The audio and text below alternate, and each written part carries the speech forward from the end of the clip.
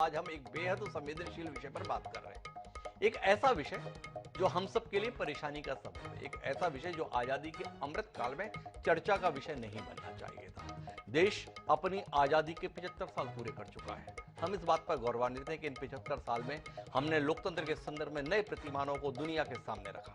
अब ऐसे लोकतंत्र जिस पर हम गर्व करते हैं उस पर सवाल उठ रहे हैं, और वो सवाल उठ रहे हैं राज्यपाल की भूमिका को लेकर। वही हमारा आज का विषय। हमारा विषय है आज राजभवन, संवैधानिक जिम्मेदारी या सियासी हथियार। संदर्भ यह है कि देश में जिस प्रकार से संविधान को बनाया गया उसके अंतर्गत राष्ट्रपति को देश के संदर्भ में और राज्यपाल को राज्यों के संदर्भ में संवैधानिक प्रमुख के तौर पर प्रस्तुत किया गया। वास्तविक सत्ता तो प्रधानमंत्री और उसके मंत्रिमंडल के हाथ में नहीं होती है, लेकिन जो भी कामकाज चलता है वो राष्ट्रपति के नाम से देश में संचालित होता है। कमोबेश वही स्थिति राज्य के संदर्भ में है। राज्यपाल के नाम से चुनी हुई सरकार के द्वारा राज्य हित में, जनहित में कार्य लेने की उम्मीद संविधान निर्माताओं के द्वारा की गई। यह सिलसिला लगातार चलता रहा, लेकिन समय समय पर राज्यपालों की भूमिका को लेकर सवाल उठते रहे। पिछले कुछ समय से ये सवाल बहुत ज्यादा उठ रहे हैं, और आज हम इस विषय पर बात करने के लिए जो मजबूर हैं वो तमिलनाडु के घटनाक्रम को लेकर है। तमिलनाडु के राज्यपाल हैं रवि जी। रवि जी तमिलनाडु विधानसभा के संदर्भ में अभिभाषण देने के लिए गए थे। उस अभिभाषण के दौरान जो कुछ भी घटित हुआ उसने हमें यह कार्यक्रम करने के लिए बाध्य कर दिया। अमूल परंपरा यह है कि हर वर्ष जब शुरू होता है तो उसके पहले सत्र के अंतर्गत राज्यपाल का अभिभाषण विधानसभा में होता है, और उस अभिभाषण को जो पढ़ा जाता है वो वस्तुतः राज्य मंत्रिमंडल के द्वारा अनुमोदित होता है। उसमें किसी प्रकार की काट छांट होती नहीं और उसके द्वारा वो प्रस्तुत किया जाता है। वर्षों से हम इस दृश्य को देखते हुए आ रहे हैं, पर तमिलनाडु में कुछ अलग हुआ। राज्यपाल ने न केवल उस पारित प्रारूप को बदल दिया, उसके कुछ हिस्सों को पढ़ने से इंकार कर दिया, वहीं अपने मन से भी कई बातों को कह दिया, और कहते कहते वो यहां तक भी आ गए कि उन्होंने तमिलनाडु राज्य का नाम बदलने तक की बात अपने भाषण में कही। नतीजा यह हुआ कि सत्तारूढ़ दल अर्थात द्रविड़ मुनेत्र कड़गम ने इसका विरोध कर दिया।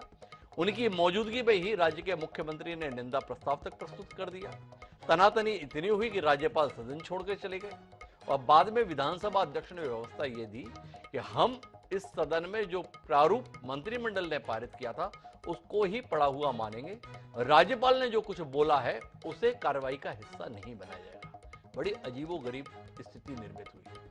राज्य के संवैधानिक प्रमुख के साथ में ये व्यवहार है या राज्य के संवैधानिक प्रमुख के द्वारा ये व्यवहार है? देखिए, ये मसला केवल तमिलनाडु के संदर्भ में नहीं है। पिछले कुछ समय में देखिए ये घटनाक्रम हमें हर तरफ से सुनाई दे रहे हैं। केरल के संदर्भ में आरिफ मोहम्मद खान की भूमिका को लेकर भी ऐसे सवाल आते हैं। छत्तीसगढ़ के संदर्भ में अनुसुईया उइके के साथ में भूपेश बघेल का टकराव हम देख रहे हैं। झारखंड में हेमंत सोरेन जो मुख्यमंत्री है उनका रमेश बैस के साथ टकराव चल रहा है। अगर हम तेलंगाना के संदर्भ में बात करें तो वहां पर भी यही दृश्य है। कहने का आशय ये कि केंद्र में जो दल सत्तारूढ़ है उससे विरोध रखने वाली उसकी प्रतिद्वंदी राजनीतिक पार्टियां जिन जिन राज्यों में सत्ता में हैं वो राज्यपाल के साथ टकराव की भूमिका में है। संविधान पढ़ते समय बच्चों को यह पढ़ाया जाता है कि राज्यपाल की भूमिका केंद्र और राज्य के बीच में सेतु के तौर पर होती है, पर व्यवहार में हम देख रहे हैं कि वह रोड़े के तौर पर काम कर रहा है। अब वो रोड़ा जानबूझकर राज्य सरकार अपने तौर तरीकों से पैदा कर रही है या राज्यपाल केंद्र के इशारे पर इस प्रकार से काम करते हैं, ये सवाल है। दिल्ली के संदर्भ में तो कहना ही क्या है, अरविंद केजरीवाल और वहां के लेफ्टिनेंट गवर्नर के झगड़े तो दुनिया में सुर्खियों में रहते हैं। तो आज हम इसी पर बात करेंगे, समझने की कोशिश करेंगे कि ये टकराव, ये तनातनी, ये खींचतान लोकतंत्र को मजबूत कर रही है या लोकतंत्र की जड़ों में मट्ठा डाल रही है। क्या अब समय इस बात का आ गया कि देश में केवल एक दल की ही सरकार होगी और जिस दल के प्रति देश की जनता अपना मत व्यक्त करती है बाकी राज्यों में भी उसी की सरकार की व्यवस्था बनाई जाए? इस प्रकार के भी कुछ सिद्धांत दुनिया के तमाम देशों में हैं। तो क्या भारत में 75 साल पूरे होने पर आजादी के बाद एक नए सिरे से व्यवस्था बनाने की जरूरत है? इस पर हम बात करेंगे। या इन हालातों में बदलाव के लिए जिम्मेदार लोग कोई पहल करेंगे, इसे समझने की जरूरत है। हमारे साथ इस महत्वपूर्ण चर्चा का हिस्सा बनने के लिए 4 विद्वान पैनलिस्ट मौजूद हैं। उनसे आपका परिचय कराएं और देश के सम्मुख इस नाजुक मसले पर ईमानदारी से कुछ विमर्श करें। उससे पहले समय है आज के विचार सूत्र का। हमारा आज का विचार सूत्र डॉक्टर भीमराव अंबेडकर का दिया हुआ है। उन्होंने ये कहा कि संविधान केवल राज्य के अंगों जैसे कि विधानमंडल, कार्यपालिका और न्यायपालिका को प्रदान कर सकता है। जिन कारकों पर राज्य के उन अंगों का काम करना निर्भर करता है वे लोग और राजनीतिक दल हैं जो अपनी इच्छा और अपनी राजनीति को पूरा करने के लिए अपने उपकरणों के रूप में इन्हें स्थापित करेंगे। तो डॉक्टर भीमराव अंबेडकर ने बहुत स्पष्ट तौर पर बता दिया था कि संविधान ने अपनी तरफ से व्यवस्था बना दी है, पर जो लोग सत्ता में रहेंगे वो इन व्यवस्थाओं का किस तरीके से इस्तेमाल करेंगे यह उन पर निर्भर करता है। अब जो कुछ हो रहा है वो कितना सही और कितना गलत, इसी पर हम बात करते हैं, उसी पर आप भी अपना ध्यान लगाइए। इस चर्चा का हिस्सा बनने के लिए हमारे साथ 4 खास मेहमान हैं। हमारे साथ भारतीय जनता पार्टी के प्रतिनिधि के तौर पर छत्तीसगढ़ विधानसभा के पूर्व अध्यक्ष, पूर्व मंत्री प्रेम प्रकाश पांडे जी मौजूद हैं। देश के सबसे पुराने राजनीतिक दल की ओर से नजरिया रखने के लिए हमारे साथ में विद्वान पैनलिस्ट सुरेंद्र राजपूत जी जुड़ चुके हैं। हमारे साथ जाने माने कम्युनिस्ट नेता बादल सरोज जी, जिनके विचारवान होने को लेकर किसी को संदेह नहीं, वो भी इस चर्चा का हिस्सा बनने के लिए मौजूद हैं। और इन सब के बीच में संविधान विशेषज्ञ के तौर पर छत्तीसगढ़ विधानसभा के पूर्व प्रमुख सचिव देवेंद्र वर्मा जी भी हमारे साथ हैं। आप चारों का स्वागत है। चर्चा की शुरुआत प्रेम प्रकाश पांडे जी से ही करते हैं, उनसे ही समझने की कोशिश करते हैं कि ये राज्यपाल के तौर पर जो भूमिका देश में दिखाई जा रही है, क्या ये लोकतंत्र की जड़ों में पानी डाल रही है या मठा डालने का काम कर रही है। जो कुछ तमिलनाडु विधानसभा में हुआ उसमें गलत कौन है? क्या राज्यपाल ने अपनी जिम्मेदारियों का निर्वहन करते हुए इस प्रकार का काम किया, या कुल मिलाकर चूंकि वहां पर एक भाजपा विरोधी सरकार है, केंद्र सरकार विरोधी सरकार है, इसलिए उस सरकार को परेशान करने की नीयत से यह सब किया गया? सीधा सवाल है प्रेम प्रकाश जी, उत्तर भी आपसे सीधे की उम्मीद करते हैं। नहीं, मैं जहाँ तक तमिलनाडु में जो हुआ समाचार पत्रों के ही माध्यम से हम लोग जान पाए हैं, लेकिन आपने पहले ही कहा कि डॉक्टर अंबेडकर साहब ने कहा था कि संविधान बन गया है, राज्य विधानमंडल बन गया है, और सारे जो हाउसेज हैं, गवर्नर हाउस है, सब जो बने, इन सब का इस्तेमाल मतलब स्थापित करने के लिए जो राजनीतिक दल होंगे वे अपने कार्यों के माध्यम से करेंगे जी। और राज्यपाल के भूमिका पर आज ही नहीं, समय समय पे बहुत पहले लगते रहे हैं। पहले तो 356 का इतना दुरुपयोग होता था, तो उस समय भी लगता था, और समय समय पर हर राजनीतिक दल अपनी अपनी सुविधानुसार उस पर आरोप भी लगाता है और समर्थन भी करता है जी। कहीं कहीं किसी इश्यूज पर बात होती है। जहां तक सामान्य प्रक्रिया की बात है तो बिल्कुल ये नियम है कि जो कैबिनेट द्वारा पारित होगा उसे ही राज्यपाल महोदय को पढ़ना है, और उसमें कोई अन्य नहीं पढ़ना है। लेकिन दूसरा भी कि अगर राज्यपाल ने नहीं पढ़ा तो उसके बाद प्रस्ताव पारित हो जाना, फिर विधानसभा अध्यक्ष को ये कहना कि उन्होंने जो नहीं पढ़ा वो भी मान्य होगा लिखा हुआ, तो इसलिए ये टकराहट वाली स्थितियां जो पैदा होती है। जहां तक रही आपने छत्तीसगढ़ का भी उल्लेख किया, तो छत्तीसगढ़ की बात एक देखिए विशेष विधेयक के आधार पर अभी जो परिस्थिति बनी है, अब उसमें बहुत साफ तौर पर कि हाई कोर्ट ने जो निर्णय दिया था और उस निर्णय के 2.5 महीने बाद सरकार जो है राजनीतिक लाभ लेने की नीयत से एकदम जल्दीबाजी में उसको कहीं भी कोई संवैधानिक दृष्टि से कितना सही है गलत है, यहां तक कि लॉ डिपार्टमेंट का वेट भी नहीं हुआ, अभिमत नहीं हुआ, क्योंकि विधानसभा की कार्रवाई में जब थोड़ा विषयांतर हो जाएगा, पर आपने जब उल्लेख कर दिया है, आप इस कार्यक्रम में आराम से बोल रहे हैं कि वो वेट भी नहीं हुआ, ये भी नहीं हुआ, पर हमारी जानकारी है कि छत्तीसगढ़ विधानसभा में जो विधेयक पारित हुआ वो सर्वसम्मत हुआ। सर्वसम्मत का आशय ये कि भारतीय जनता पार्टी की मौजूदगी में उस विधेयक को अनुमोदित किया गया, जिसे राज्यपाल ने रोका हुआ है। एक विषय, लेकिन अभी हम मूल विषय पर रहते हैं ना, जिस पर हम आज बात कर रहे हैं। तमिलनाडु में माननीय राज्यपाल मंत्रिमंडल के द्वारा अनुमोदित अभिभाषण को पढ़ने से तो इनकार करते ही हैं, उसके विभिन्न हिस्सों को राज्य के जो प्रमुख स्थापित नेता रहे हैं उनके नामों का उल्लेख करने से इनकार करते हैं, और साथ ही अपने मन से कई और बातों को भी बोलते हैं। आपके विधानसभा अध्यक्ष के कार्यकाल की मिसालें दी जाती है प्रेम प्रकाश जी। थोड़ा जानना चाहता हूं, इस मिसाल के संदर्भ में कुछ स्पष्ट कहिए ना, ये कितना लोकतंत्र को मजबूत करने वाला काम हुआ है? क्या इसी कार्य के लिए राज्यपाल के पद की व्यवस्था संविधान के अंतर्गत की गई है? क्या इन्हीं कार्यों के माध्यम से देश में संदेश दे रहे हैं, दुनिया में संदेश दे रहे हैं कि देखो हम लोकतंत्र को किस तरीके से मजबूत कर रहे हैं? थोड़ा इसमें खुलकर कहें प्रेम प्रकाश जी, आप जैसे व्यक्ति से ऐसी उम्मीद रहती है हमें। देखिए राज्य विधानसभा के में जो प्रतिवेदन, जो राज्यपाल का अभिभाषण होता है, वो कैबिनेट द्वारा पारित होता है और वो राज्यपाल के पास भी पहुंचता है जी। राज्यपाल के द्वारा अगर उस समय कोई उनको आपत्ति रही होगी और आपत्ति उन्होंने किया होगा और उसको अगर नहीं मंत्रिमंडल माना तो भी संविधान में ये है कि जो मंत्रिमंडल द्वारा पारित है उसको पढ़ना है, ये तो मैं बिल्कुल मान रहा हूं। लेकिन सिर्फ अगर उन्होंने नहीं पढ़ा तो इसके बाद अगर विधानसभा अध्यक्ष भी ये बोल दे कि भाई जो नहीं पढ़ा गया वही मान्य होगा, तो मैं ऐसा मानता हूं, देखिए संविधान ने सबको अपने कर्तव्य निभाने के लिए दिया है, अधिकार भी दिया है। अलग अलग जगह पे अलग अलग लोग अपनी अपनी जो अरे छोड़िए प्रेम प्रकाश जी, सीधी बात ये बताइए कि आप लोगों से बर्दाश्त नहीं होगा क्या कि इस देश में किसी अन्य दल की सरकार कहीं पर भी रह जाए, अगर जनता आपके प्रति समर्थन व्यक्त नहीं करेगी तो क्या राज्यपाल के माध्यम से आप जनता को यह एहसास कराएंगे कि तुमने नहीं चाहा तो भी देखो सरकार हमारी रहेगी? सीधा सवाल बता दीजिए। केरल में भी ऐसे ही हो रहा है, झारखंड में भी ऐसे ही हो रहा है, छत्तीसगढ़ के संदर्भ में भी ऐसे आरोप लग रहे हैं, तमिलनाडु, तेलंगाना, ये जितनी भी खबरें आ रही हैं, जितनी भी सुर्खियां बन रही है उन्हीं राज्यों से बन रही हैं जहां पर गैर भाजपा शासित सरकार राज्य में। थोड़ा इस पर बताएं ना।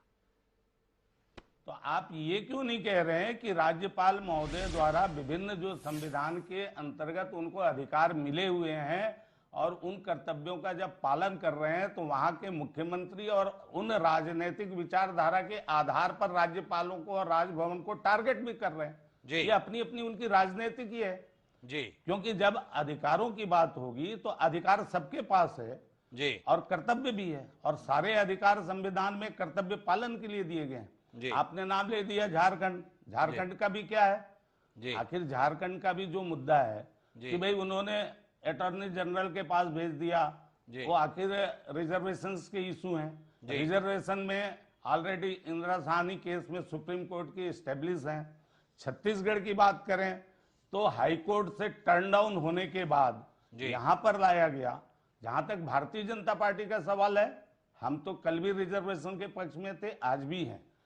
दूसरी बात, विधानसभाएं लोक भावनाओं के प्रतिनिधित्व करती है, लेकिन संविधान की रक्षा करने के लिए संविधान प्रमुख के रूप में राज्यपाल हैं और वो उनकी ड्यूटी भी है। और मैं सुरेंद्र राजपूत जी के पास चलूंगा, उससे पहले एक विषय पर और टिप्पणी ले लेता हूं। ये कैसे संविधान के तहत दायित्वों का निर्वहन हो रहा है? माननीय रवि जी जो राज्यपाल है उन्होंने शपथ ली तमिलनाडु राज्य के राज्यपाल के तौर पर, और अपनी तरफ से जब पोंगल का आमंत्रण दे रहे हैं तो राज्य का नाम तमिलनाडु की जगह तमिजगम लिखकर आमंत्रण दे रहे हैं और बाद में बोल रहे हैं ये नाम ज्यादा उपयुक्त रहेगा। क्या वाकई इस देश के संविधान ने राज्यपाल को राज्यों का नाम बदलने का अधिकार दे रखा है? आप तो बड़े जानकार आदमी हैं संविधान विषय के संदर्भ में, विशेषज्ञ के तौर पर देवेंद्र वर्मा है, लेकिन आपके अनुभव के भी हम लोग कायल रहे, थोड़ा बताइए ना। राज्यपाल को ये शक्तियां प्राप्त हैं कि वो राज्य का नाम भी बदल दे अपने आप? जी प्रेम प्रकाश जी।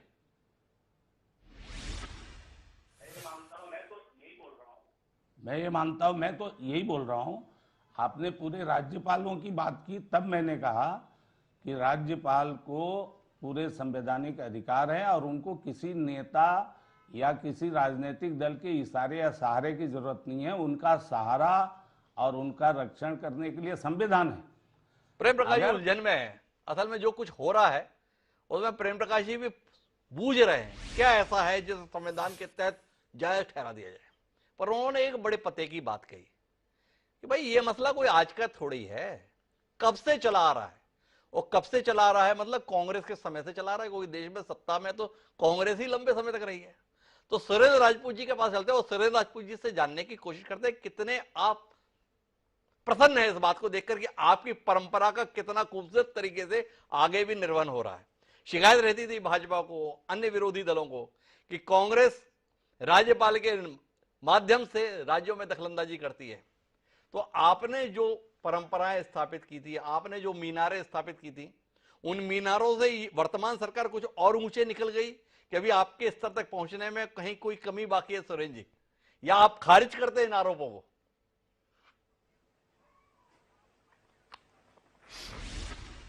हिमांशु भाई, सबसे पहले तो आप विदेश से लौट के आए, आपका स्वागत, अभिनंदन।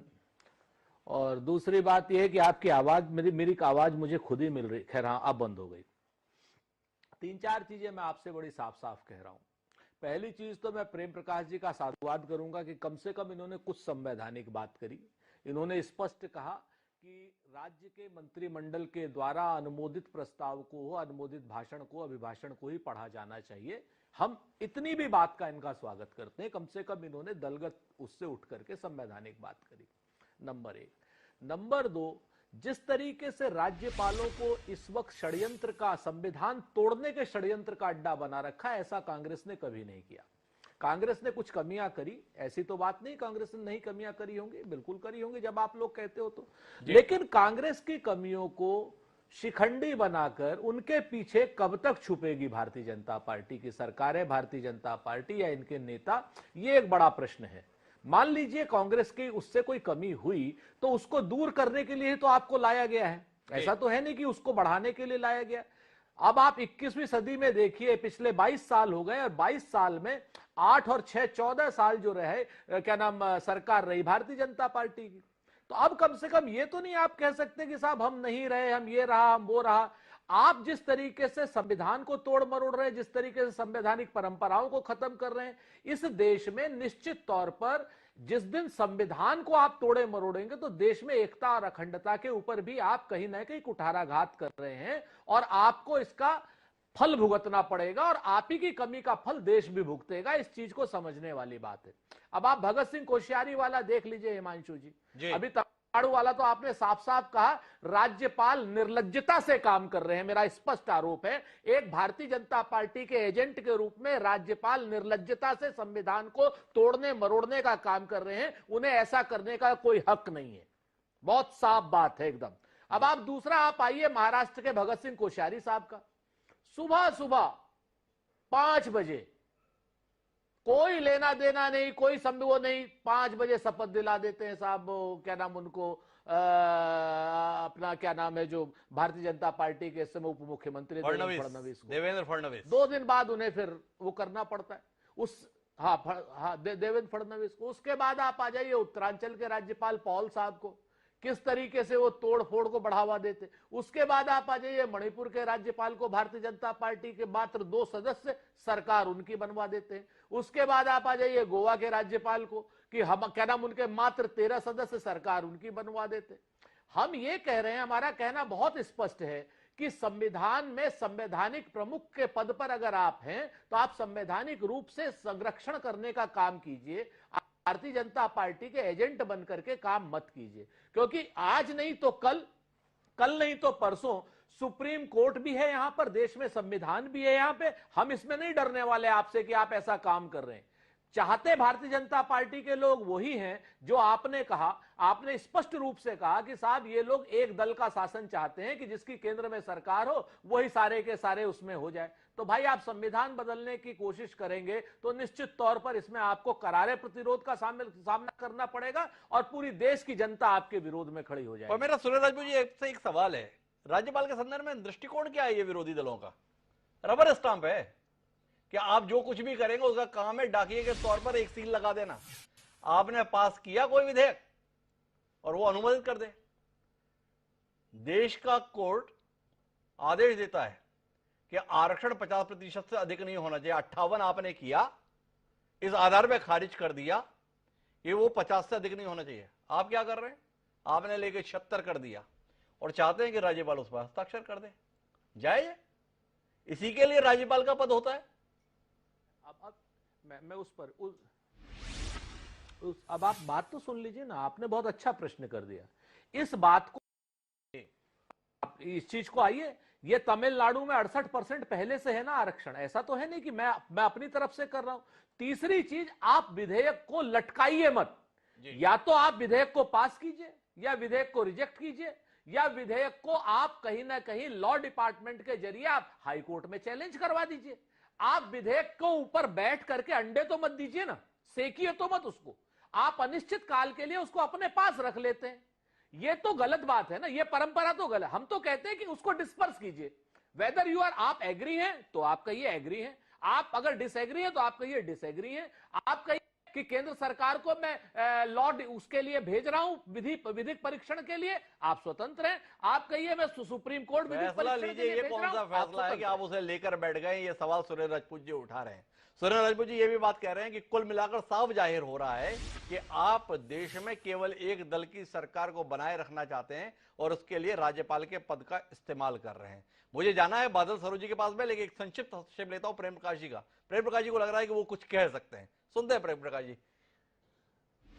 देखिए, मैंने पहले ही कहा कि जहाँ तक राज्यपाल का अधिकार है और कर्तव्य सब उसके पास है। अब ये अलग अलग घटनाओं का जिक्र किए। अब एक कोश्यारी जी का लिया है कि सवेरे सवेरे दिलवा दिया। भाई दिलवा दिया तो उसमें विधायक दल का नेता जो था और दूसरे दल के एनसीपी के अजीत पवार, इन्होंने चिट्ठी दिया था, वो निर्वाचित नेता थे। तो आप लोग आधे अधूरी बात को प्रस्तुत करते हो। अरे माफ कीजिए प्रेम प्रकाश जी, मतलब आप जैसे विद्वान व्यक्ति से ऐसी दलीलों की उम्मीद नहीं करते। ये सुबह 5 बजे शपथ, आपने भी इतना लंबा राजनीतिक जीवन जिया है, हमें बताओ ना कब कब सुबह 4 बजे और 5 बजे की शपथें हो कि आप साक्षी रहे, थोड़ा हमारा भी ज्ञानवर्धन हो जाए। हमने तो आज तक देखा है 10 बजे, 12 बजे, 2 बजे, ये सुबह 5 बजे कौन सी आफत आन पड़ी थी? अगर आप बचाव में तर्क ही दे रहे प्रेम प्रकाश जी, जरा बता दीजिए, हम भी जान ले। देखिए, मैं इसलिए कह रहा हूं कि विभिन्न राजनीतिक दल के उन्हें उसमें अगर उन्होंने दिया तो उन्होंने शपथ दिलाई ना, लेकिन वो आधार तो था। लेकिन मैं ये नहीं मानता हूं कि भारतीय जनता पार्टी राज्यपाल के माध्यम से अपनी राजनीति कर रही है। संविधान के अंतर्गत जो है, अब यहां पर आप कांग्रेस के मुख्यमंत्री, मंत्रिमंडल, आप विधेयक वहां से पारित होता है और मंत्रिमंडल के सदस्य लेके चले जाते हैं राजभवन की, भाई साइन कीजिए साइन कीजिए। और बहुत विधेयक भी पहले से लंबित हैं। हम लोगों के समय भी 2004-05 के विधेयक वो महामहिम के पास में, राष्ट्रपति महोदय के पास लंबित है। ये विधेयक का परीक्षण करना, विधेयक को कब लौटाना, किसको देना, ये सब राज्यपाल का संवैधानिक अधिकार है और कर्तव्य है। विधानसभा तो विधेयक पारित कर सकता है लोक भावनाओं में, लेकिन संविधान के अंतर्गत है या नहीं, ये देखने का काम भी महामहिम राज्यपाल का है, इसलिए वहां बिठाए गए हैं। इसलिए हर मामले को पॉलिटिसाइज नहीं करना चाहिए, मेरा इतना ही कहना। आपका इतना कहना है, पर आपके राज्यपाल तो कर ही रहे ना। आप तमिलनाडु के संदर्भ में छोड़िए, तेलंगाना के संदर्भ में जाएं, टी सुंदरराजन है, वो टिप्पणी करते हैं जब भद्राचलम में बाढ़ आई हुई थी उस समय मुख्यमंत्री अपने बंगले में सो रहे थे। अब लोग सवाल उठा रहे हैं कि भाई क्या भारतीय जनता पार्टी के प्रदेश अध्यक्ष के पास में शब्द कम पड़ गए हैं जो राज्यपाल को उस भूमिका में आना पड़ रहा है? इन सवालों के घेरे में है केंद्र सरकार और भारतीय जनता पार्टी। प्रेम प्रकाश पांडे जी, बहरहाल मैं बादल सरोज जी के पास चलता हूं। तकरीबन 5 दशक से ज्यादा उनका तजुर्बा है देश की राजनीति के संदर्भ में। वर्तमान में जो कुछ चल रहा है उसे दलगत राजनीति से परे इस देश के एक विचारवान व्यक्तित्व के नाते बादल सरोज क्या सोचते हैं, जानने में हमारी दिलचस्पी है। बादल जी, कुछ रोशनी मिले देश के इस घटनाक्रम में माननीय राज्यपालों की भूमिका पर। देखिए, मैं 2 बातें पहले शुरू में कहना चाहता हूं। वो ये कि बिल्कुल सही बात कही गई है कि राजभवनों का इस देश में हमेशा बहुत ज्यादा दुरुपयोग किया गया है और कांग्रेस ने इस मामले में रिकॉर्ड स्थापित किया था, धारा 356 का दुरुपयोग कर करके विपक्षी पार्टियों की सरकारों को भंग करने के मामले में। और एक बहुत अच्छी बात यह है कि देश के सभी राजनीतिक दलों ने समय समय पर राजभवनों के इस तरीके के दुरुपयोग की आलोचना, भर्त्सना और निंदा की है। लेकिन जब जब उन्हें राज करने का मौका मिला है तब तब उन्होंने इसी काम को जारी रखा है। ये बहुत अजीब सी बात है। सरकारी आय कमीशन एक बना था, उस कमीशन के सामने भारतीय जनता पार्टी का जो रिप्रेजेंटेशन था उस रिप्रेजेंटेशन को पढ़ा जा सकता है। जी। उसमें कमोवेश वो वही बात कर रहे हैं जो हिमांशु जी ने बोला है, लेकिन बाद में जब वो सरकार में आते हैं तो उसी तरीके का आचरण करते हैं। नंबर एक। इससे पहले कि मैं दूसरी बात बोलूं, मैं ये कहना चाहता हूं कि हमारी पार्टी ये मानती है कि ये पद ही अंग्रेजों की विरासत है। इस पद के भारत के संविधान के हिसाब से कोई औचित्य नहीं है, इसका कोई काम नहीं है। इसलिए इसको आमतौर से, चूंकि सरकारी पार्टी, केंद्र सरकार में बैठी हुई पार्टी अपने एजेंट के रूप में इस्तेमाल करती है। इसलिए इस एरावत को इंद्र राज में से अगर हटा दिया जाए तो कुछ खास बात नहीं होगी। जी। आपने बहुत सारे राज्यपालों के काम गिनाए, एक केरल में बैठे हुए आरिफ मोहम्मद खान साहब। जी। ये जितने भी राजभवन है आज, वो केंद्र सरकार में बैठी हुई सत्ता पार्टी के कार्यालयों में बदल गए, और कई बार वो ज्यादा रिफाइंड तरीके से स्टेटमेंट देते हैं जितना उनकी भारतीय जनता पार्टी की राज्य कमेटियां नहीं दे पाती हैं, और इसकी जगह जो हो रहा है वो ज्यादा चिंताजनक है।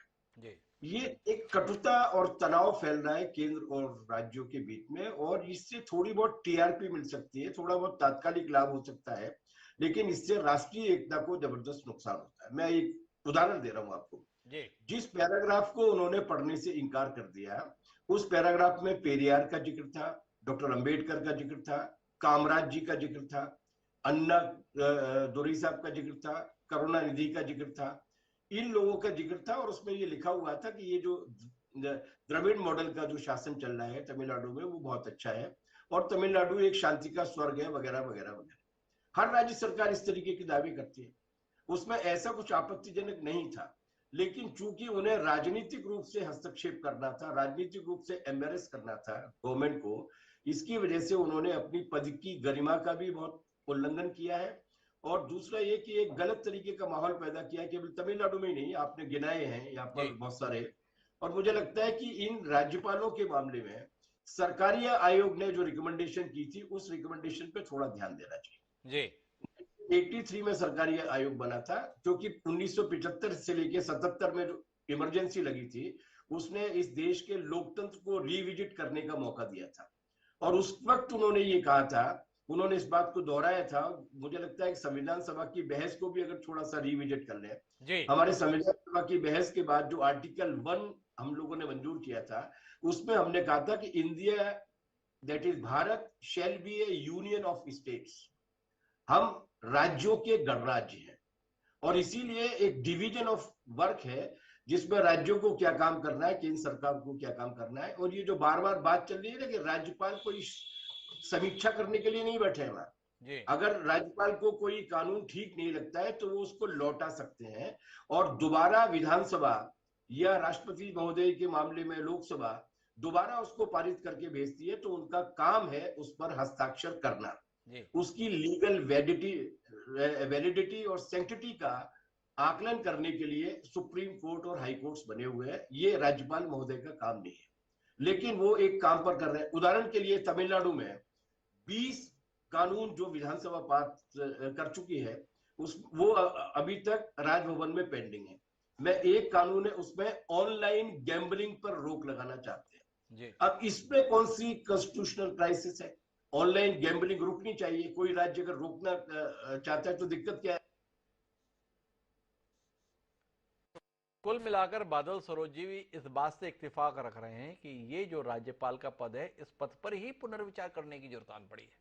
विचार करे देश कि राज्यपाल के पद की हमें जरूरत भी है कि नहीं है, यहां तक बात पहुंच रही है। पर मेरे साथ में देवेंद्र वर्मा जी हैं, हम उनसे समझना चाहते हैं इस देश के संविधान के तहत शासन व्यवस्था चल रही है या नहीं।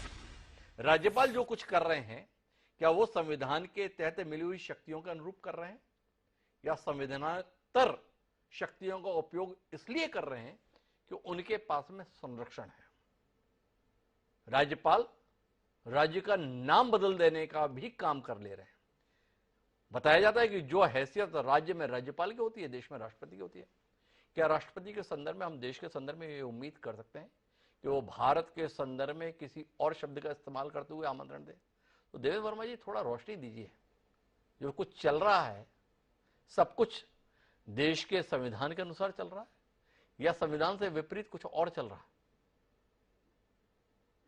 देखिए, राष्ट्रपति और राज्यपाल के पदों की तुलना नहीं की जा सकती, क्योंकि राज्यपाल को बहुत अधिक अधिकार है, उनको स्वैच्छिक अधिकार भी हैं, जबकि राष्ट्रपति को ऐसे नहीं है।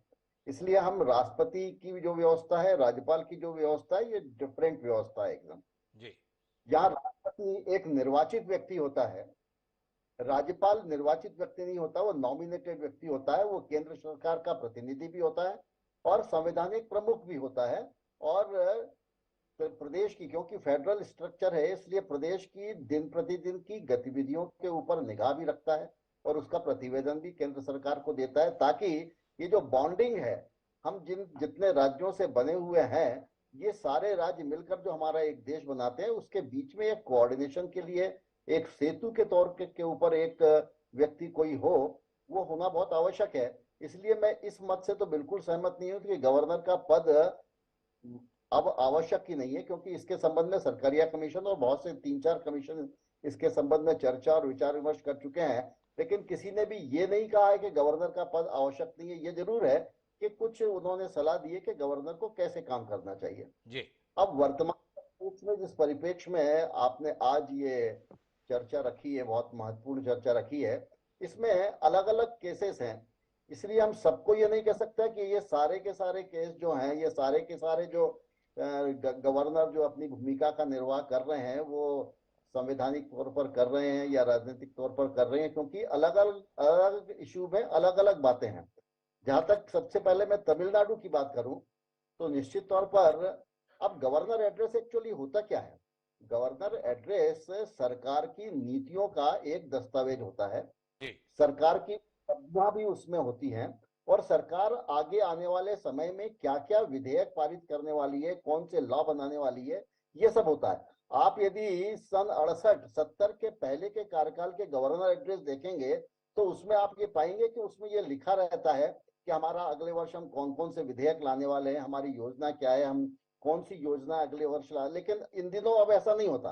अब गवर्नर एड्रेस का प्रारूप एकदम बदल गया है। गवर्नर एड्रेस केवल उपलब्धि हो या न हो, केवल अपनी सरकार की बड़ाई करने का राजनीतिक दल अपनी राजनीतिक गवर्नर एड्रेस के माध्यम से भी अपनी राजनीति आकांक्षाओं की पूर्ति करते हैं, जबकि ऐसा नहीं होना चाहिए। गवर्नर एड्रेस का निश्चित तौर पर शुरू से यह है कि वो एक नीतियों का, सरकार की नीति क्या होगी, आगे आने वाले वर्षों में सरकार क्या क्या करने वाली है, और सरकार की उपलब्धियां पिछले वर्ष में, इस गवर्नर एड्रेस और पिछले गवर्नर एड्रेस के बीच में क्या क्या रही, ये बताया जाता है। लेकिन अब आजकल बहुत सी ऐसी चीजें हो सकती है जिसके संबंध में हो सकता है कि गवर्नर का एक डिफरेंस ऑफ ओपिनियन हो कि नहीं, ऐसी चीजें नहीं होना चाहिए।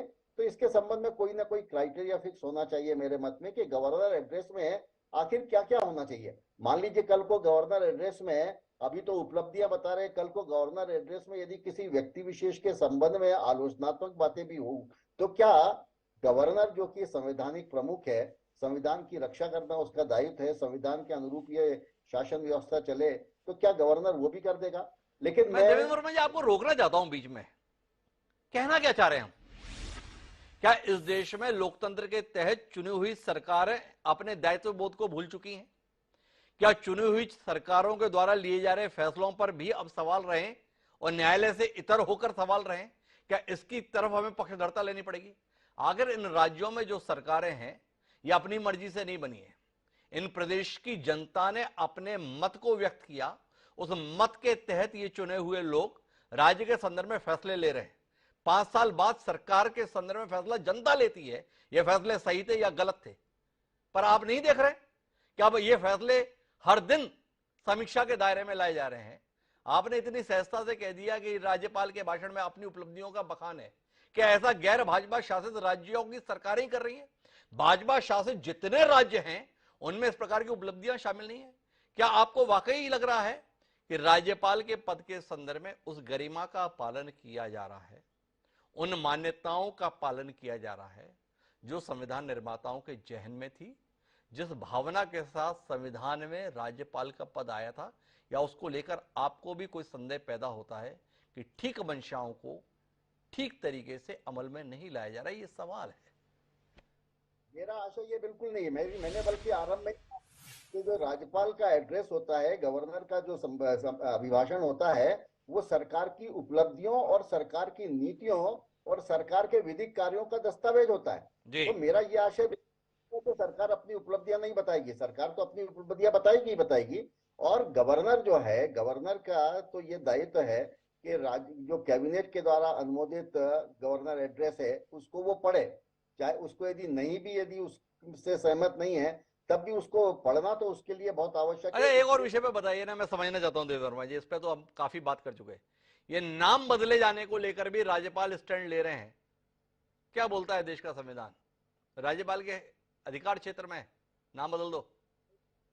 नहीं है राज्यपाल के अधिकार क्षेत्र में। ये तो कोई भी लेमैन भी होगा वो कहेगा कि गवर्नर को इस टाइप की बातें नहीं करना चाहिए कि वो राज्य का नाम ही बदल दे। राज्य के नाम बदलने की या किसी जगह के नाम बदलने की एक अलग प्रक्रियाएं होती हैं। लेकिन मैं आपको एक बात कहना चाहूंगा, ये ऑफिस ऑफ द गवर्नर जो है इसमें विवाद, जैसे कि पहले भी अभी सुरेंद्र राजपूत जी ने भी कहा और बादल सरोज ने भी कहा कि बहुत आरंभ से, लेकिन आरंभ से जो राज्यपाल इसका दुरुपयोग करते थे वो केवल 355 और 356, और जी उसमें मुंबई के 355 और 356 में नहीं होता। लेकिन अब आजकल सरकार बनाने में राज्यपाल की भूमिका बहुत अधिक हो गई है। जब से पहले तो एक ही पार्टी की सरकारें सब जगह बनती थी और इसलिए कोई विवाद नहीं होता था। अब तो सरकारें बनाने में सबसे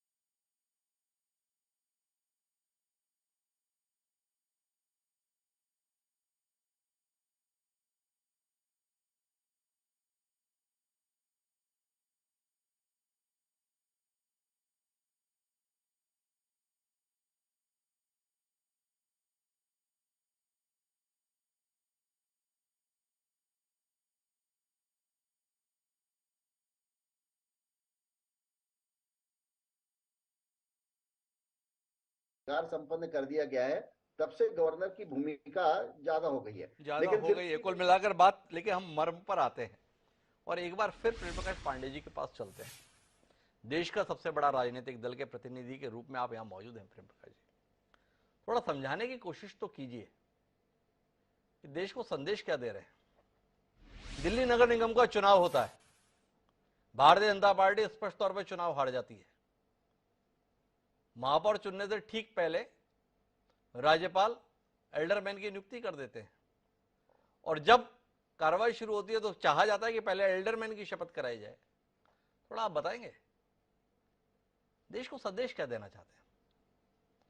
क्या आप मानते हैं कि अब बदलाव का समय आ गया है? आपकी पार्टी की ओर से बार बार ये कही जा रही है डबल इंजन की सरकार, ट्रिपल इंजन की सरकार। क्या आपको नहीं लगता है कि हमें अपनी निर्वाचन व्यवस्था पर नए सिरे से विचार करने की जरूरत है? सीधे देश के स्तर पर चुनाव हो, जो वोट आए हैं उन वोटों के आधार पर ही राज्यों के संदर्भ में भी सरकारों का गठन हो, झंझट ही खत्म हो। वन नेशन वन इलेक्शन की बात भी आपकी पार्टी करती है, पूरे तरीके से आ जाए। क्यों अलग राज्य के चुनाव, क्यों अलग नगर निगम के चुनाव? देश के संदर्भ में जिसका फैसला हो गया वही राज्य भी संभाल ले, वही शहर भी संभाल ले, वही गांव भी संभाल ले। ठीक नहीं रहेगा प्रेम प्रकाश जी? देखिए, दो तीन बातों का मैं पहले उत्तर देता हूं। पहले तो आपका ये वन नेशन वन इलेक्शन का मतलब ये है कि भाई एक देश में एक समय में सारा चुनाव हो। ये जितनी अपनी सभाएं हैं, लोकसभा, विधानसभा, राज्य की अगर मान लीजिए नगर पालिकाएं हैं, तो एक कोई ऐसा इसके पहले भी ये विचार कि भाई एक इलेक्शन ईयर कर लिया जाए।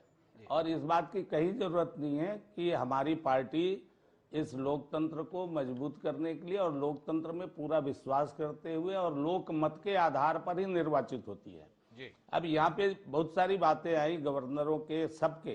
जी देखिए, अलग अलग केसेस में अलग अलग आपको बात करनी होगी। जी सबको इस मामले में नहीं आप कह सकते कि जैसा वर्मा जी ने भी कहा कि गवर्नर की अपनी भूमिका है।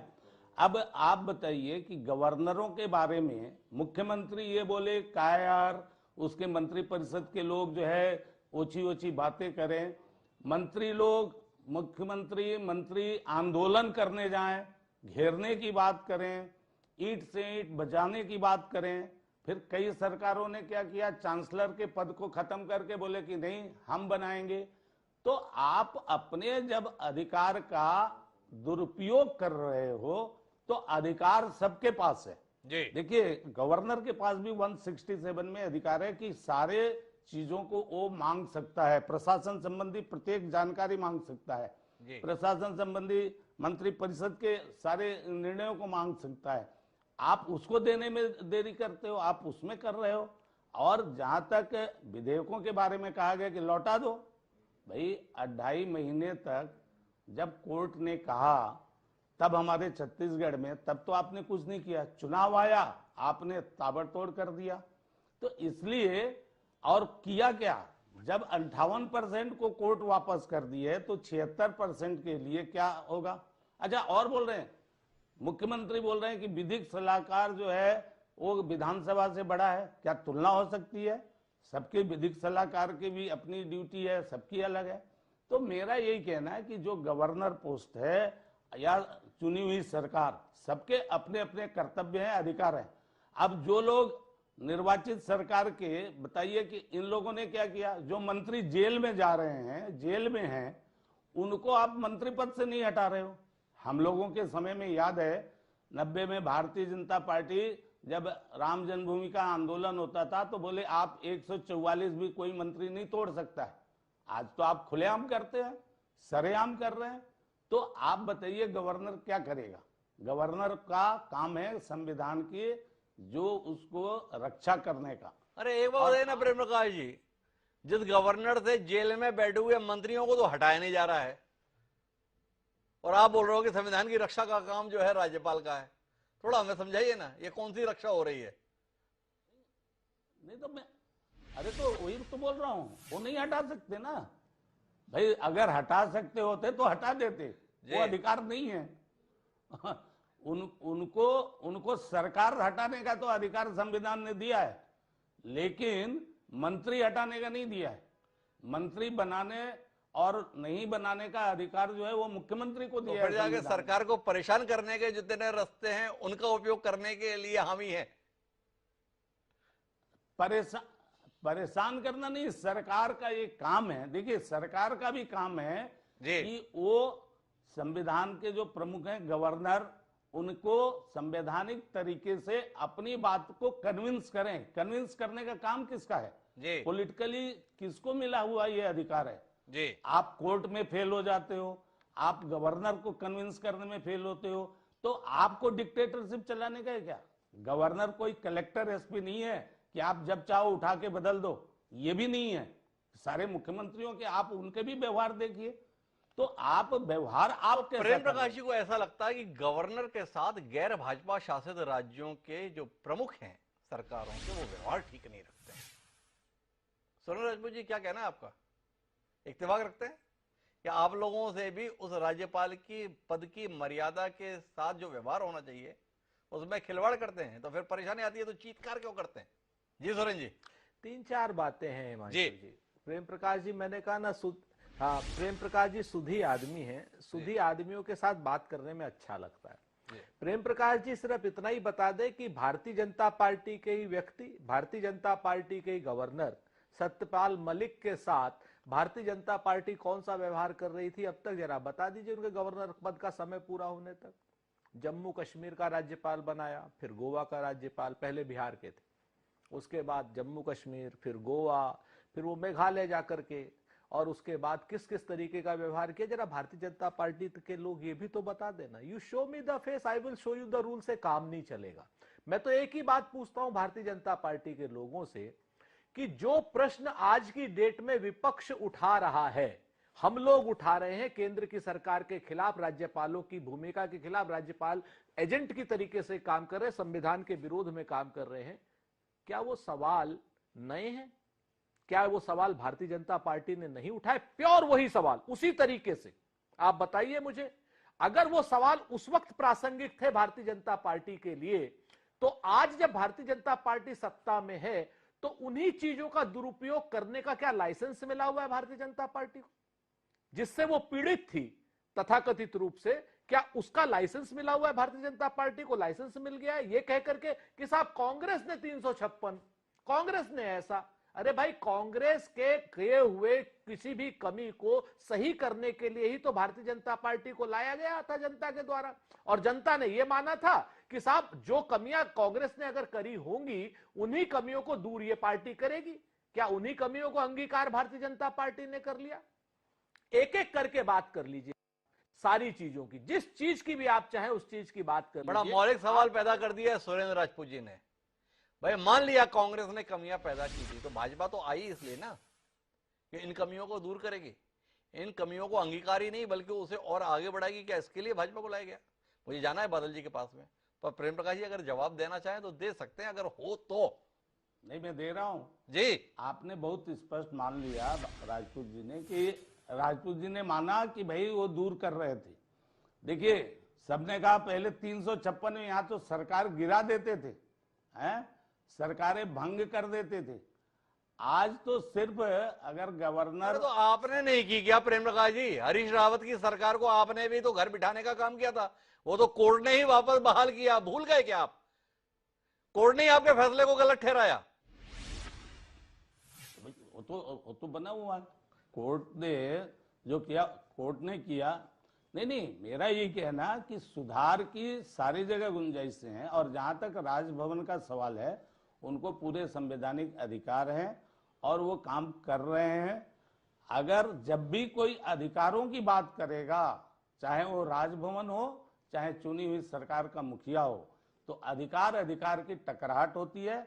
इसलिए ये राजनीतिक कौशल भी प्रत्येक सरकार के मुखिया में भी आनी चाहिए कि उनको ले। हम लोगों ने भी सरकार चलाई 10 साल, इसी छत्तीसगढ़ में कांग्रेस की सरकार और कांग्रेस के द्वारा निर्वाचित राज्य मतलब मनोनीत राज्यपाल थे, तो वो कुशलता भी आनी चाहिए। लेकिन आपकी भी एक राजनीतिक कि नहीं हम जो चाहेंगे करेंगे, तो आखिर राजभवन के प्रेम पास प्रकाश जी का कहना है भाई थोड़ा राजनीतिक कौशल का प्रदर्शन कीजिए, कुछ व्यवहार कुशलता का प्रदर्शन कीजिए। हम भी इसी कुशलता के साथ में केंद्र में विरोधी दल की सरकार होते हुए भी सरकारें चलाकर दिखाए हैं। मुझे जाना था बादल जी के पास में, पर सुरेंद्र राजपूत जी लगातार बोल रहे थे। जी सुरेंद्र जी, कुछ बात आप कहना चाह रहे हैं? सेकंड का हस्तक्षेप है जी जी। मैं आपसे दो बातें मैं प्रेम प्रकाश जी से स्पष्ट पूछना चाहता हूं, मैं सिर्फ छत्तीसगढ़ का ही पूछ लेता हूं। आप बता दीजिए कि विधानसभा में आपने जो विधेयक आरक्षण का है उसका समर्थन किया और आपके राज्यपाल उसको लटका रहे हैं या उसका विरोध कर रहे हैं। आप भारतीय जनता पार्टी आरक्षण के पक्ष में है या विरोध में है? बहुत स्पष्ट बता दीजिए। अगर आप आरक्षण के पक्ष में हो तो हां कहो, नहीं हो तो ना कहो। कम से कम राज्यपाल के पीछे शिखंडी की तरीके से भाजपा छुपे तो नहीं, साफ बताइए। साहब बताइए। प्रेम प्रकाश जी ने कहा हाँ बता रहे हैं। जी प्रेम प्रकाश जी बताइए दीजिए। भारतीय जनता पार्टी आज भी आरक्षण के पक्ष में है, कल भी थी और आने वाले समय में भी रहेगी। जहां तक राज्यपाल के उसके संविधान प्रमुख होने के कारण आप 2.5 महीना कोर्ट के आदेश के बाद तो है विधेयक ले आए, तब आपको जल्दी नहीं थी। और राज्यपाल ने अगर कुछ दिन रोक लिया और उस पर वो विभिन्न प्रकार की विधिक सलाह ले रही हैं, तो आपका पूरा का पूरा सिस्टम ये हो गया। आप इतने संविधान के मानने वाले थे, तो जो विधेयक पारित नहीं हुआ उसके संदर्भ में शासकीय संकल्प ले आके कि 9वीं अनुसूची में भेजा जाए, क्यों किया गया? आपके मंत्री दौड़े दौड़े लेकर के गए, ये कौन सी प्रक्रिया थी? आपको तो विधानसभा सचिवालय के माध्यम से जाना था, लेकिन नहीं, आपका चुनाव था उस समय और 2 दिसंबर को इसलिए आप ले आए और आप उस दृष्टि से कुछ भी नहीं कर पाए। मैं तो बहुत सारी चीजें हैं, तो अगर कोई संविधान प्रमुख है तो उसके संवैधानिक आधार को देखना उसका कर्तव्य है। भारतीय जनता पार्टी कल भी आरक्षण के पक्ष में थी, आज भी है और आगे भी रहेगी। आगे भी रहेगी। कुल मिलाकर लोग अपने अपने स्तर पर समझें कि कौन किसके पक्ष में है, पर हम अभी राज्यपाल की भूमिका को लेकर सवालों के घेरे के साथ में रखे हुए हैं विषय को। मैं वापस बादल जी के पास चलता हूं। बादल जी, आपने तो राय दी कि इस पद को ही समाप्त हो जाना चाहिए, लेकिन बाकी लोग इस अभिमत के साथ में नहीं है। उन्हें लगता है कि फेडरल सिस्टम के अंतर्गत राज्यपाल का होना जरूरी है। क्या आप पुनर्विचार करना चाहेंगे अपनी दलील के संदर्भ में? क्या आप नहीं मानते हैं कि भारत राज्यों का समूह भले ही है, लेकिन भारत के संदर्भ में राज्य देश की जगह नहीं ले सकते? राज्य की चुनी हुई सरकारें निरंकुश नहीं हो सकती, उन्हें केंद्र सरकार की मर्यादा के दायरे में रहते हुए ही कार्य करना होगा, और वो उस मर्यादा में काम कर रहे हैं या नहीं कर रहे हैं, ये देखने का काम राज्यपाल के माध्यम से होता है। क्या कहते हैं आप? देखिए, जरूरी नहीं है कि बाकी सारी पार्टियां मेरी बात से सहमत हों, लेकिन राज्यपाल के पद को जब तक वो है तब तक जी किस तरीके से इस्तेमाल किया जाना चाहिए, इसके बारे में 3 दृष्टांत मैं आपको देना चाहता हूं। जी पहली तो संविधान सभा की बहस, जी उसके बाद जब लगभग 12, 14, 15 साल हो गए हमारी सरकार को चलते हुए और ये आचरण को लेकर एक चिंता पैदा हुई, तो 1969 में एडमिनिस्ट्रेटिव रिफॉर्म्स कमीशन बना। जी उस कमीशन ने ये बात साफ साफ कही कि एक अंतरराज्यीय परिषद कायम की जानी चाहिए भारत के संविधान की धारा 263 के तहत, जो इन सारी समस्याओं के बारे में चर्चा करे। मतलब वो राज्यपाल से जो काम आप करवाना चाहते हैं, उस काम के लिए उन्होंने इंटर स्टेट काउंसिल की बात की, और उन्होंने एक बहुत मार्के की बात कही, और उन्होंने ये कहा कि राज्यपाल उसी व्यक्ति को बनाया जाना चाहिए जो निष्पक्ष हो और सार्वजनिक जीवन में जिसकी बेदाग छवि हो। उसके बाद चली हमारी 356 की रेल। उस 356 की रेल के बाद 1983 से 88 के बीच में सरकारीय कमीशन, जिसमें अटल जी भी प्रस्तुत हुए थे और जो बीजेपी ने भी एक मांग रखी थी, उसने बहुत साफ बात कही। उन्होंने ये कहा कि राज्यपालों की नियुक्ति के मामले में 3 चीजें मुख्य रूप से होनी चाहिए। नंबर 1, वो एमिनेंट पर्सनैलिटी हो। जी नंबर 2, वो सत्ता पार्टी का सदस्य ना रहा हो। जी और नंबर 3 ये कि जिसकी भी नियुक्ति की जाए उसके बारे में राज्य सरकार से भी सलाह मशविरा और परामर्श किया जाए।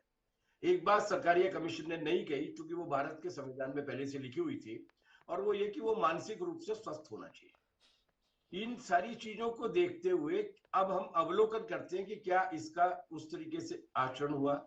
अभी एक नाम आया रमेश बैस जी का, वो एक राजनीतिक कार्यकर्ता, एक पॉलिटिकल पार्टी के सीनियर लीडर है। कांग्रेस ने भी राजभवनों को राजनीतिक पुनर्वास की जगह बना दिया था। भारतीय जनता पार्टी ने भी राजभवनों को राजनीतिक पुनर्वास के स्थान के साथ साथ अपने एजेंडे को ले जाने के लिए, जैसा कि यहाँ पे कहा गया कि राज्य सरकारें बनाने का काम आजकल राज्यपाल कर रहे हैं। तो अगर राज्यपाल का पद जब तक है तब तक उसकी गरिमा को बनाए रखने की जिम्मेदारी दोनों तरफ से है ना। अंग्रेजी में कहावत है ना कि respect is commanded not demanded. आप अगर एक राज्य में बैठकर अपने आमंत्रण पत्र पे तमिलनाडु की जगह तमिज गम लिख देंगे, और वो भी तमिलनाडु जैसे सेंसिटिव प्रदेश में, तो जाहिर सी बात है कि आप उस रेस्पेक्ट को गवा चुके हैं।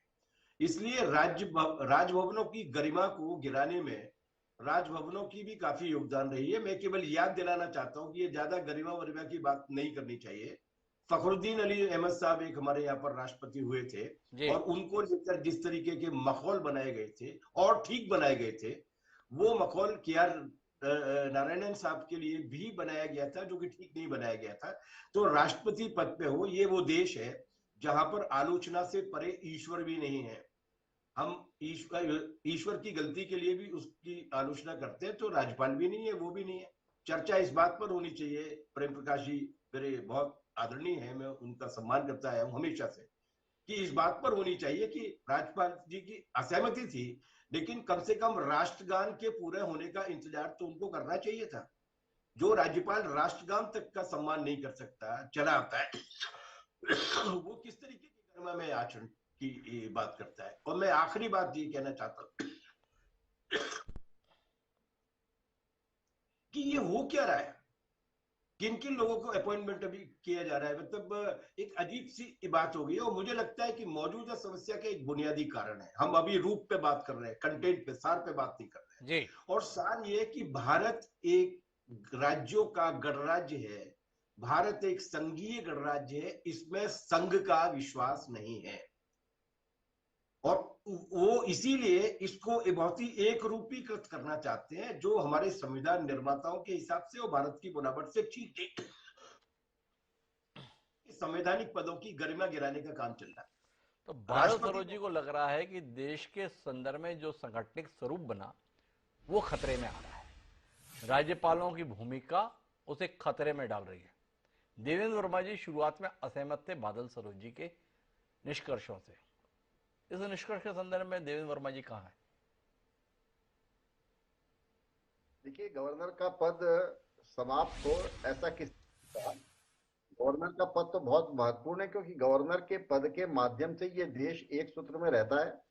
और ये भी आवश्यक है कि प्रत्येक राज्य की केंद्र के प्रति निष्ठा हो, चाहे दलीय संबंधता अलग बात है, लेकिन राज्यों को एक देश के रूप में रखने के लिए वहां पर ऐसी व्यवस्था होनी चाहिए, ऐसी मानसिकता होनी चाहिए कि वो अलग न जाए। नहीं तो जैसे कुछ वर्षों पूर्व हमने देखा है हमारे देश में ही कि कुछ राज्य अलग जाने की कोशिश कर रहे थे। लेकिन ये राज्यपाल का पद जो बहुत महत्वपूर्ण है, राज्यपाल के जो अधिकार हैं, मैं ये कहता हूं कि अलग अलग इशू, अलग अलग सब्जेक्ट के ऊपर, अलग अलग बिंदुओं के ऊपर राज्यपालों की भूमिका अलग अलग रही है। इसलिए हम ये नहीं कह सकते कि एक इसको सामूहिक तौर पर ये नहीं कह सकते कि अब राज्यपाल के पद की आवश्यकता नहीं है।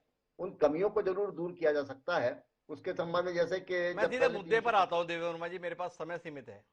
क्या आपको नहीं लगता है कि राज्यपालों को खासतौर पर उन प्रदेशों में जहां पर वह केंद्र से विपरीत दलों की सरकारों के साथ काम कर रहे हैं राज्य के स्तर पर, उन्हें अतिरिक्त सचेत और संवेदनशील व्यवहार करने की जरूरत है, ताकि इस प्रकार का वातावरण ना बने कि कहीं ना कहीं चूंकि उस प्रदेश में केंद्र सरकार के दल की सरकार नहीं है इसलिए ऐसा व्यवहार हो रहा है? क्या इसकी जरूरत आप महसूस नहीं करते? सीधा सवाल। देखिए, ऐसा है कि राज्यपाल तो अपने विवेक के हिसाब से वैसा ही व्यवहार करते जैसा उनको करना चाहिए। लेकिन ये तो रेसिप्रोकल होता है। यदि किसी राज्यपाल के संबंध में उसके अधिकारों को कर्टेल, जैसे कि केरला में हुआ या तमिलनाडु में हुआ या दूसरे, कि उनको चांसलर के पद से हटाने का बिल आ गया, और अब आप सोचें कि वो बिल के ऊपर उसी समय दस्तखत करके और भेज दें, ऐसा संभव नहीं है। और ये भी संभव नहीं है कि प्रत्येक बिल के ऊपर राज्यपाल तत्काल सहमति दें। निश्चित तौर पर राज्यपाल को तो और ये यह सब देखना संभव ही है कि होगा। 13 के 13 कुलपतियों को एक मुश्त हटाने का निर्देश जो है राज्यपाल दे दे, उसे आप विधि सम्मत करार देंगे, उसको आप जायज ठहरा देंगे देवेंद्र वर्मा जी? देखिए, जायज ठहराना या नहीं ठहराना ये बात अलग है। किन परिस्थितियों में 13 के 13 कुलपतियों को अलग किया? क्या वो गवर्नर के सहमति से नहीं, उनके द्वारा नियुक्त नहीं किए गए थे क्या? ये भी सारे बिंदु उसके ऊपर देखना होंगे, तभी कहा जा सकता है कि सही था कि गलत देवेंद्र था। वर्मा जी, लेकिन मेरा आप इस प्रदेश के एक जिम्मेदार नागरिक हैं, तमाम राज्यों के संचालन को देखते हैं, सार्वजनिक जीवन आपका भी कम नहीं रहा है। मेरा सीधा सवाल है, एक राज्य का राज्यपाल राज्य में मौजूद 13 कुलपतियों का एक मुश्त इस्तीफा तलब कर ले, क्या आप मानते हैं ये एक जायज कदम है? क्या आप मानते हैं कि इसमें दलीय आधार पर कोई चीज आपको दिखाई नहीं दे रही है? जो कुछ भी हो रहा है वो एकदम ठीक हो रहा है? सीधा सवाल है। आर्य मोहम्मद खान ने फरमान जारी किया था। तो जो विश्वविद्यालय है, ये कोई दलीय आधार के ऊपर यहाँ पर चांसलर नियुक्त नहीं होते। यहाँ पर तो जो वाइस चांसलर नियुक्त होते हैं, वो उनकी शैक्षणिक योग्यता और उसके आधार पर होते हैं। और गवर्नर के पास में ये अधिकार है कि वो वाइस चांसलर को परिवर्तित कर सकते हैं। तो मैं तो कहता हूँ कि उन्होंने कहीं कहीं अधिकार से पार तो नहीं गए ना। चांसलर को, वाइस चांसलर को नियुक्त करना और हटाने का अधिकार तो गवर्नर के ही पास है। तो निश्चित तौर पर उन्होंने वो किया। अब उसके प्रोज एंड कॉन्स देखने पड़ेंगे कि वो आखिर वो क्या कारण रहे होंगे जिसकी वजह से उन्होंने ऐसा निर्णय लिया। क्योंकि आरिफ मोहम्मद खान भी बहुत लिटरेरी और बहुत ख्यातिनाम राजनीतिज्ञ रहे हैं और गवर्नर के पद के ऊपर है। इसलिए मैं नहीं समझता कि वो कोई ऐसा काम करेंगे जिससे उनकी बाद में आलोचना होगी। तो कुल मिलाकर हम बातचीत के मर्म में पहुंचे तो इतना स्पष्ट तौर पर समझ में आ रहा है कि देश में इस समय राज्यपाल के पद को लेकर टकराव की स्थिति है, और टकराव की स्थिति अब राज्यों में मौजूद वो सरकारें जो केंद्र से विपरीत दलों की हैं, उनकी मनमानी के चलते है, या केंद्र की इस नाराजगी के चलते कि वहां पर हमारे दल की सरकार नहीं है, इसके संदर्भ में वातावरण निर्मित हो रहा है। इस वातावरण को बदले जाने की जरूरत है। यह अपने आप में विचार का विषय होना चाहिए कि क्या किसी राज्यपाल के द्वारा मंत्रिमंडल द्वारा अनुमोदित अभिभाषण के साथ छेड़छाड़ की जानी चाहिए? क्या इसके संदर्भ में स्वतंत्रता है या नहीं है? अगर नए सिरे से राज्यपाल के अधिकार और कर्तव्यों को परिभाषित करने की जरूरत है तो उस पर काम होना चाहिए। पर कुल मिलाकर देश में ऐसे जिम्मेदार और सम्मानजनक पद को भी विवाद का हिस्सा बन जाना पड़े, इससे देश को बचना चाहिए। क्या जिम्मेदार लोग और जिम्मेदार राजनीतिक दल अपनी इस जिम्मेदारी को समझ पाएंगे, इस पर अभी हमें संशय लगता है। देखिए आने वाले समय में इसका क्या उत्तर हमें देखने को मिलता है। पर इतना तय है कि पिछले कुछ समय में राज्यपाल के पद को लेकर जिस गरिमामय व्यवहार की अपेक्षा समाज को रही है, कहीं ना कहीं उसके साथ खिलवाड़ हो रहा है, और इसके लिए वो तमाम राजनीतिक दल जिम्मेदार हैं जिनके साथ हमारी उम्मीदें जुड़ी रहती हैं। क्या दलों को इस बात का एहसास है? ये भी विचार का विषय है। आप सभी मेहमानों का बहुत बहुत धन्यवाद हमारे साथ इस चर्चा का हिस्सा बनने के लिए। समय है अब आज के शेर का। हमारा शेर ये कहता है कि नाम इसका आमरियत हो कि हो जमहूरियत, नाम इसका आमरियत हो कि हो जमहूरियत, मुज़लिक फिर अनवयत मनसत से तब थी अब भी है। मुर्तजा बरतास के द्वारा जो ये बात कही गई है, इस पर विचार कीजिए और मुझे याद दीजिए। कल फिर मिलते हैं नए विषय के साथ, तब तक के लिए साथ बढ़ो।